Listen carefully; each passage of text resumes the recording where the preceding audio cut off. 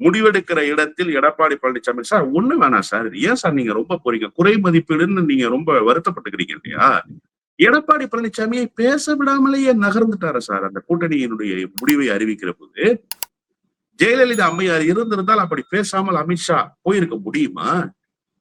அமித்ஷாவை பேச விடாமல் ஜெயலலிதா பேசி இருப்பாரா அல்லது ஜெயலலிதாவை பேச விடாமல் அமித்ஷா பேசி இருப்பாரா? யோசிச்சு பாருங்க சார். நீங்க தான் சார் லீடிங்க. உங்களுடைய அந்த போர்ஸ் தான் வழிநடத்த போகுது கூட்டணியை. பூத் ஏஜென்ட் போட போறது யாரு? பாஜகவா? பூத் ஏஜென்ட் இருக்கா பாஜக கிட்ட? தேர்தல் பணியை செய்ய போறது யாரு? பாஜகவா? தேர்தல் பணி என்ன செய்யணும்னு தெரியுமா தமிழ்நாட்டு பாஜகவுக்கு? எல்லா வேலையும் நீங்க செய்ய போறீங்க. அப்போ உங்களிடத்துல அந்த உறுதிப்பாடு இல்ல. உங்களை அந்த இடத்தில் நிரூபித்துக் கொள்வதற்கான சூழல்களையே நீங்க உருவாக்கி கொள்ளல அப்படிங்கும் போது அந்த எல்லாவற்றையும் முழுமையாக உள்வாங்கி கொண்டு ஒரு வழிநடத்துகிற அந்த இடத்தை தக்க வைத்துக் கொள்கிறது பாஜக. அந்த இடத்துக்கு வந்து நிற்கிறார் அமித்ஷா. எனவே அமித்ஷா தான் லீடிங் போர்ஸ்.